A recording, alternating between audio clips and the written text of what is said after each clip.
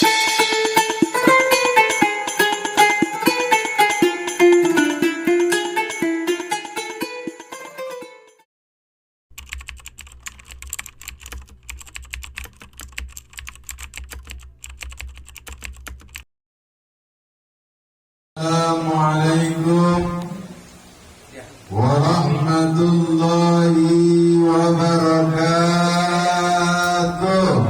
Salam saya dengan ikhlas dan semangat. Segera Allah berangkatkan umrah dan haji. Alhamdulillah wassalatu wassalamu ala rasulillah amma ba'du. Yang sama-sama kita muliakan sahibul bait Bapak RT Supandi beserta keluarga besarnya, terutama bos telur kita yang lagi naik daun.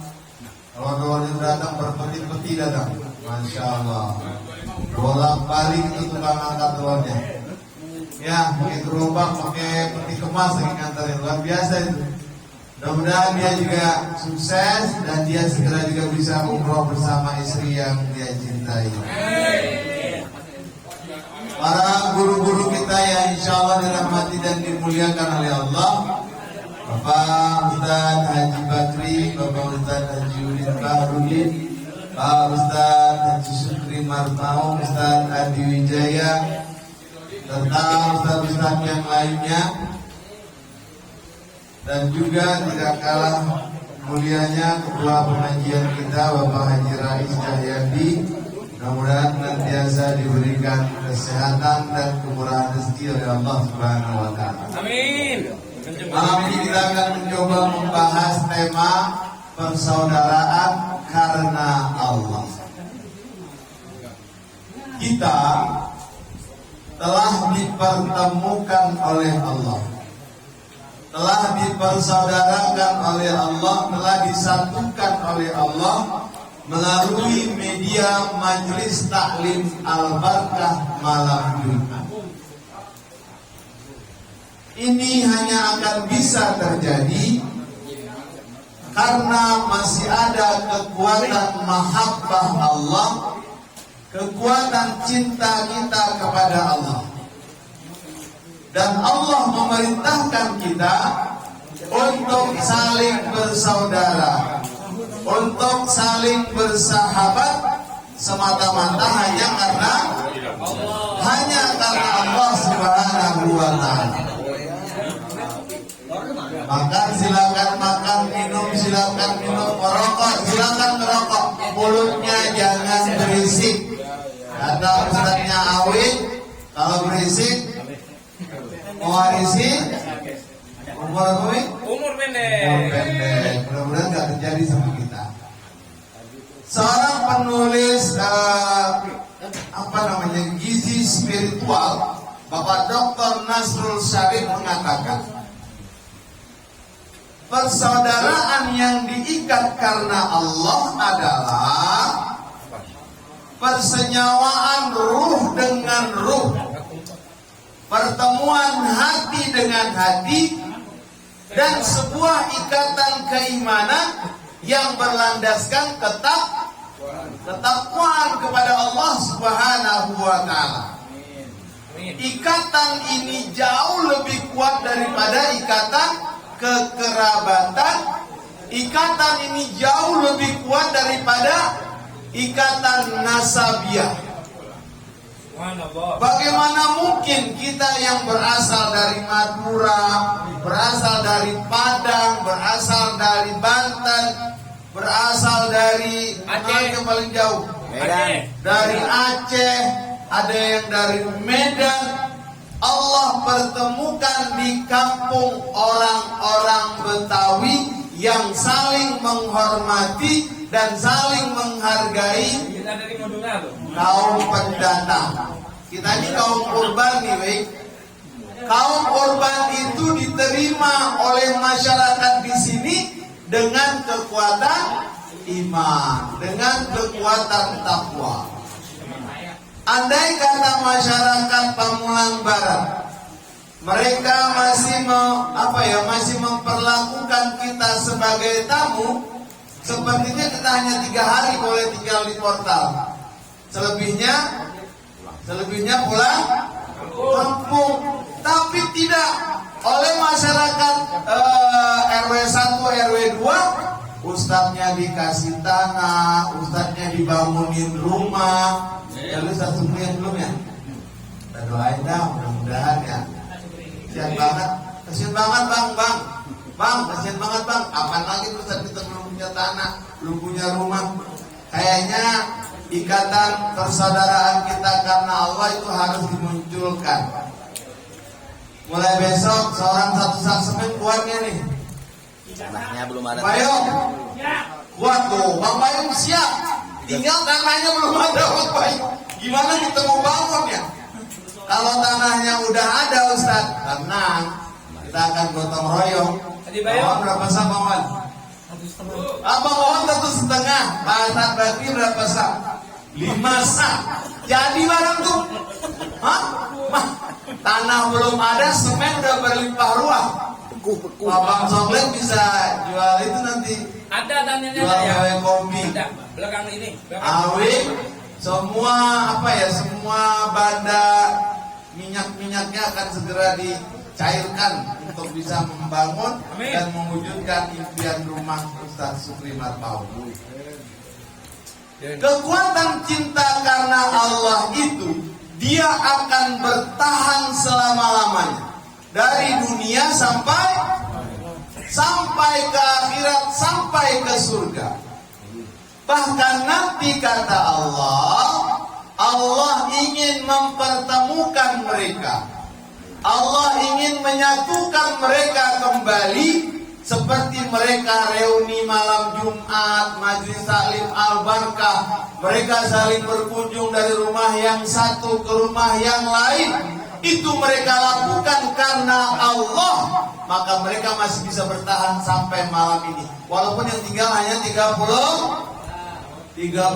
orang. Itu juga kadang-kadang bisa 20 yang datang. Kasihan tuan rumah udah nyiapin dulu sampai 50. Yang datang cuma 20. Tapi tuan rumah nggak pernah kecewa, nggak pernah sakit hati. Dia dengan tulus, dengan ikhlas menyediakan apa yang bisa dihidangkan, menyuguhkan apa yang bisa kita santap bersama-sama. Yang penting bagi keluarga, silaturahmi tetap terjaga. Saling mendoakan atas almarhum arwah keluarga terus terbina, sehingga keluarga kita juga merasakan kebahagiaan yang luar biasa, di mana setiap malam Jumat kita bisa mendoakan sahabat-sahabat kita yang telah berpulang ke rahmatullah. Mereka pun merasakan kebahagiaan hingga detik ini. Awing tadi udah berapa jumlahnya, Wing? Jumlah jamaah yang almarhum ada 20 pun? Mau 20? 19 dong? Wah, begitulah perjalanan kehidupan kita. Mereka yang telah wafat pun merasakan kebahagiaan yang luar biasa. Inilah cinta yang diikat dan diperkuat dengan mahabbah kepada Allah Subhanahu wa ta'ala. Di dalam hadis yang diriwayatkan oleh Ibnu Majah, Rasulullah SAW pernah bersabda, yang artinya, wahai manusia, bertobatlah kalian kepada Allah sebelum ajal kalian tiba. Cepatlah kalian melakukan amal soleh sebelum kalian menjadi orang yang sangat sibuk. Sambunglah hubungan tali silaturahmi karena Allah, karena satu saat nanti kalian mungkin akan berpisah. Bersedekahlah kalian, baik secara terang-terangan maupun secara sembunyi-sembunyi, karena sedekah kalian itulah yang membuat rezeki kalian semakin bertambah berkah. Walaupun 2.000 yang kita infakkan, 5.000, 10.000 untuk anak yatim, tapi kalau kita himpun selama 1 tahun, jumlahnya juga akan bisa membuat buat bahagia anak-anak yatim yang ada di lingkungan kita. Akhirnya Allah Subhanahu wa Ta'ala ingin memperkuat ikatan tali persaudaraan kita ini. Jangan sampai dia tercerai-berai, jangan sampai dia berpecah belah. Setiap hari Jumat khatib selalu menyampaikan firman Allah itu, wa'tasimu bihablillahi jami'a wala tafarraqu. Berpegang teguhlah kalian semua dengan tali Allah, karena dengan cinta kita kepada Allah, kita pun mewujudkan cinta kita dengan sesama sahabat, sesama saudara majelis taklim. Ini sudah kita buktikan. Apabila ada jamaah kita yang mendapatkan musibah, sakit, meninggal, kecelakaan, maka orang yang paling pertama peduli dan paling pertama tahu dan memberikan pertolongan adalah kita sesama jamaah majelis taklim. Apabila sebaliknya ada jamaah kita yang berbahagia, bergembira, baru aja dengar kabar mau pergi umroh, udah selamatan, udah syukuran di kampung kecil, coba berangkatnya belum, syukurannya udah. Itu juga dilakukan oleh Ustadz Syukur, luar biasa. Mau berangkat syukuran, pulang haji syukuran lagi, pulang umrah syukuran lagi. Begitu dia merasakan betapa hebatnya persaudaraan karena Allah Subhanahu wa Ta'ala tersebut. Wala tafarraqu wazkuru ni'matallahi 'alaikum idz kuntum a'da'an fa'alafa baina qulubikum fa asbahtum bi ni'matihi ikhwana. Ingatlah nikmat Allah yang telah Allah berikan kepada kamu. Maaf, dulu mungkin kita pernah saling bermusuhan. Dulu mungkin karena kita pernah tidak bercocokan hati. Kita mungkin pernah berbeda pilihan partai politik. Bahkan kita pernah berbeda pilkades. Satu RW ada yang beda loh. Ya, keluarga juga ada yang beda. Keluarganya Awin beda itu pilihannya. Keluarga yang sebelah lain lagi. Bahkan ada yang nggak teguran, ada yang nggak sapaan karena merah dan biru pilkades. Untungnya sekarang udah nggak ada pilkades lagi, maka agak sedikit aman kita ya. Persaudaraan kita tidak diganggu dan tidak dipecah belah.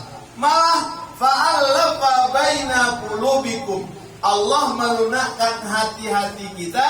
Fa asbahtum bi ni'matihi ikhwana. Maka Allah jadikan kita saling bersaudara. Ya, kalau diceritakan kisah perjalanan kita masing-masing, tentu punya latar belakang yang berbeda-beda. Sebanyak orang yang suka dengan kita, pasti ada yang tidak suka. Walaupun kita bekerja sebagai guru, sebagai ustadz, sebagai mubalik, sebagai khatib, jangan dikira semua orang suka. Pasti aja ada yang tidak suka. Itu ustadz kalau ceramah kayaknya nyindir saya terus deh. Padahal kita nggak pernah nyebut nama ya, Wi.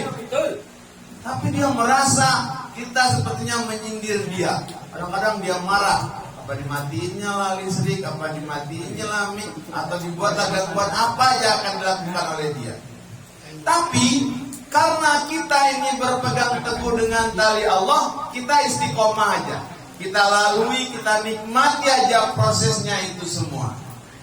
Ya, jamaah semua tahu bagaimana kisah perjuangan kita membangun Masjid Al-Barkah secara gotong royong. Bagaimana perjuangan kita membangun Madrasah Nurul Hidayah. Bagaimana kita sama-sama bergotong royong membangun Musola Ar-Rahman, membangun Musola Al-Ikhlas. Itu telah terjadi kekuatan yang maha dahsyat antara kaum pendatang dan kaum pribumi telah dipersatukan dengan ikatan cinta karena Allah. Tapi kadang-kadang suka ada juga yang suka mutus-mutusin atau kembali ke zaman primitif. Kata Mandra zaman primitif. Masih ada yang mengungkit-ungkit. Siapa dia? Lagu-laguan di kampung kita. Lah dia kan pendatang. Nah itu kadang-kadang suka juga kita mendengar, tapi biasanya bukan dari orang yang ahli pengajian. Biasanya itu orang yang nggak pernah ngaji, orang yang jarang ke masjid, orang yang paling nggak pernah duduk di majelis taklim, walaupun kakinya geser sana geser sini dia nggak pernah. Di jalan raya, Bayung tuh. Apalagi subuh berjamaah kayaknya dia susah banget itu orang. Makanya dia marah banget kalau ada ustadz cerita tentang fadilah subuh berjamaah. Hadir saya nih, pakai baju buku lagi. Ya ceramah lagi, ulang lagi, itu lagi. Saya termasuk orang yang nggak bisa subuh berjamaah, disindir terus. Padahal kita nggak pernah nyindir, kita hanya mengajak. Wa ma alaina illa balaghul. Tidak ada kewajiban bagi kami melainkan hanya sekedar menyampaikan firman Allah dan menyampaikan hadis Rasulullah sallallahu alaihi wasallam. Adapun hidayah itu mutlak adalah milik Allah Subhanahu wa taala.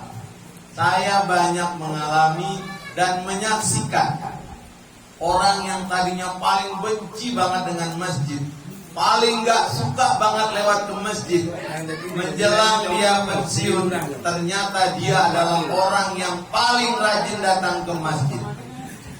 Imamnya belum datang, muazzinnya belum datang, dia udah bersih-bersih, gak ada yang nyuruh, gak dikasih gaji, gak dikasih honor, tapi dia lakukan itu karena Allah Subhanahu wa ta'ala.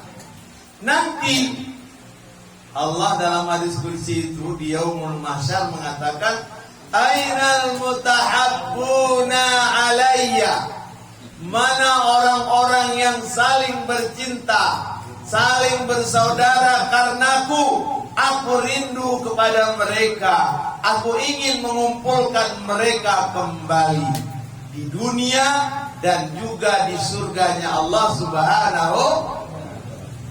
Bagaimana kalau nanti di antara kita ada yang gak ketemu? Apakah Allah masih memberikan kesempatan buat kita untuk mencarinya? Dikasih gak kesempatan sama Allah? Jadi syafaat. Dikasih. Oke, Allah itu kata jamaah nih, terutama Awing kali ya. Itu si Ustadz Fahmi kemana? Kok kecebur di neraka? Bukannya dia dulu Ustadz, bukannya dia yang suka ceramah, kok dia nggak masuk surga?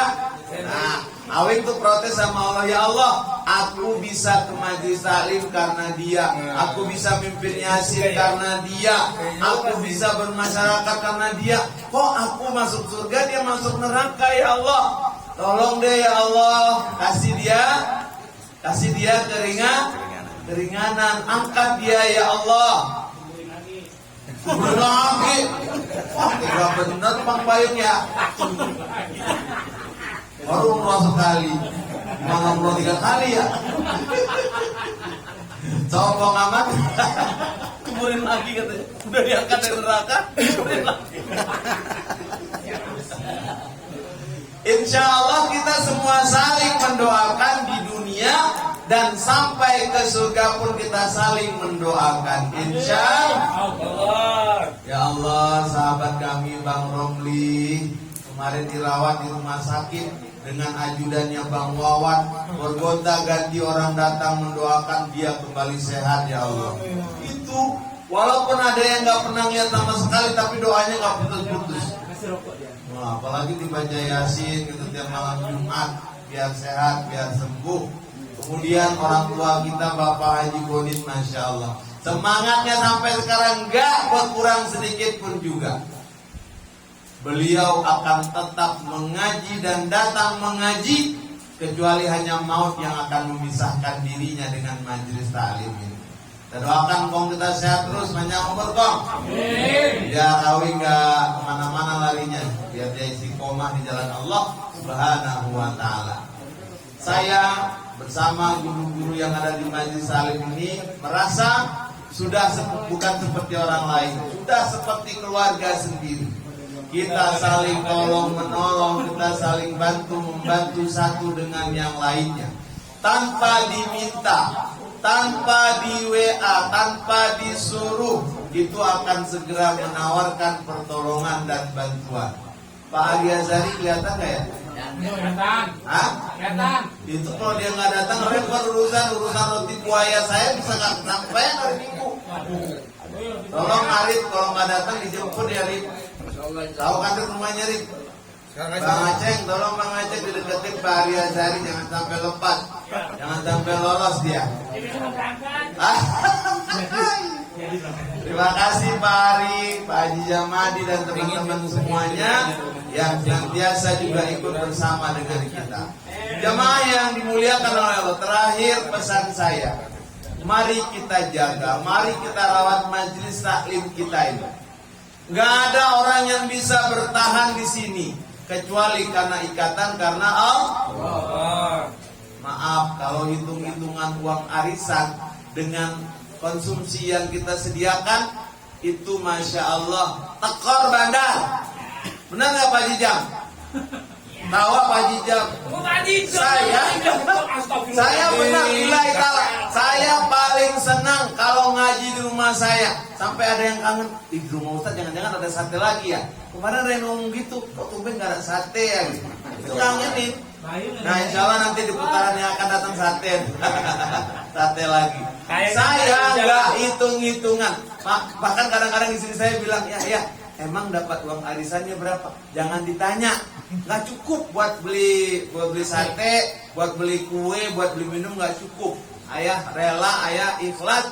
Kalau perlu keluar dari uang yang lain. Karena apa? Karena kekuatan cinta kita kepada Allah. Kita nggak mau mengecewakan orang yang datang ke rumah kita. Malam Jumat depan di mana Pak Haji? Masya Allah, di rumah direktur pengembangan haji tour and travel apa Wik namanya Wik? Komisaris dong, kan komisaris Berkajaya Awi.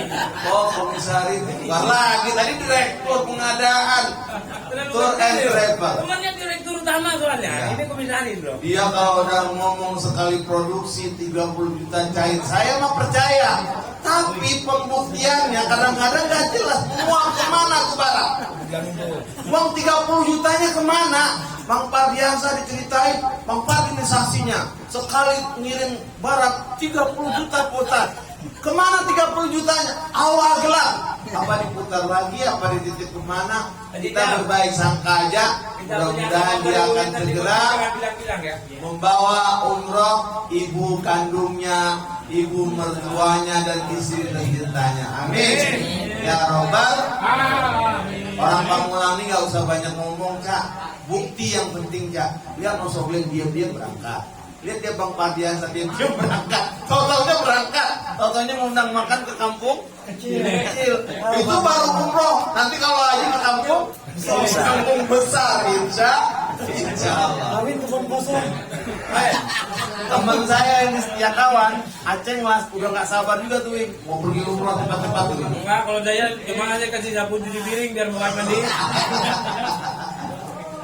Baik, saya beserta semua jamaah berterima kasih kepada Pak Haji Rais dan pengurus yang istiqomah melayani kita bersama, mengatur, menjadwalkan kajian, menjadwalkan tempat kita masing-masing.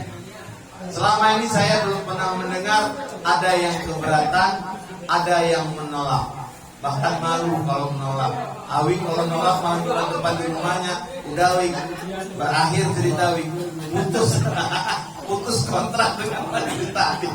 Nanti ada kenang-kenangan dari rumah dia kan. Ya, insya Allah kita dipertemukan oleh Allah di dunia dalam keadaan bahagia dan berjumpa di surga juga dalam bahagia.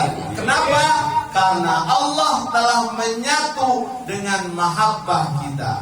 Karena kita bersaudara bukan karena harta, bukan karena pangkat, bukan karena asal muasal berbagai macam daerah, tapi kita bersahabat dan bersaudara karena Allah Subhanahu.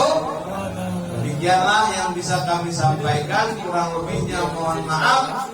Wassalamualaikum warahmatullahi wabarakatuh.